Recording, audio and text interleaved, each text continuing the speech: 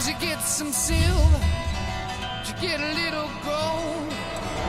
What did you bring me, my dear friends? Keep me from the gallows pole.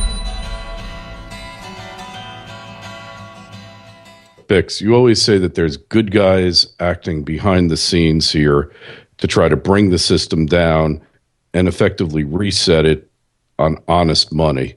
Do we know this for a fact? Well, let me tell you what my analysis has kicked out. That there have been people, I call them good guys, trying to run the dollar up so fast and so hard that they destroy the dollar. And obviously we've seen the dollar get destroyed over the past 30, 40 years. Now these people I'm referring to, my take in the beginning, it was Greenspan with the computer programs that he invented to rig the markets back in the 70s. Now, I never said that they'd be successful at doing so. And obviously in the last 40 or 50 years, they haven't been successful in taking out these bankers. What they've been doing is giving themselves enough rope to hang themselves, which bankers, get greedy, and they tend to do. The big question, and always the question was, what happens after? You can have all the plans you want that go into a new system or a gold-backed system or an oil-based system.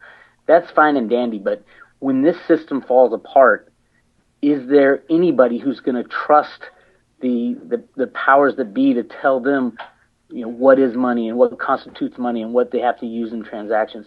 I think there'll be so much anger and so much resentment that there won't be anything that would be trusted, and we will go into chaos for a little bit. Although we've always gone back to gold and silver, who knows this time? Will it go into Bitcoin? That's a possibility. Will it be a combination of a little bit of everything, depending on where you're living and the community you're living in? That's more likely, but that's a very different world than the world we live in today. Yeah. What's your opinion, Chris? No, there are no good guys working behind the scenes to make sure that we have a happy ending.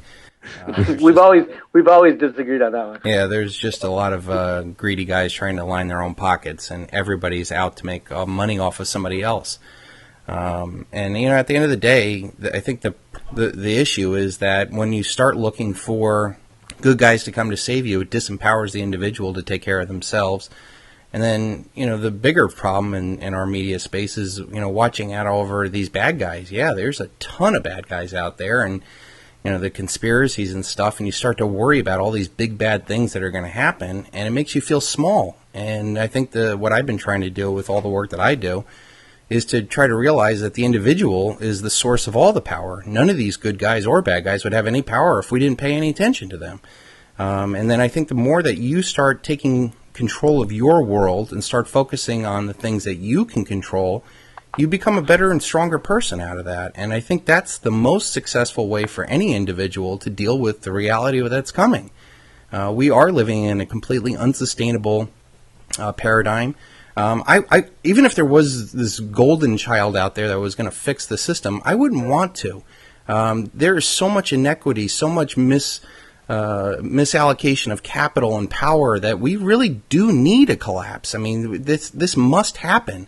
And then I think those that have the capital and resources on the other side can help build up local solutions for the people that they can take care of. But I don't think that we're going to come out of this where there's going to be some, good guy that marches in and says, okay, we're going back to the Constitution and, solid money, because there's just too many people who are ingrained in this system and benefit off this system. I mean, everybody's a collectivist. I mean, they all want to live off of somebody else. Everybody.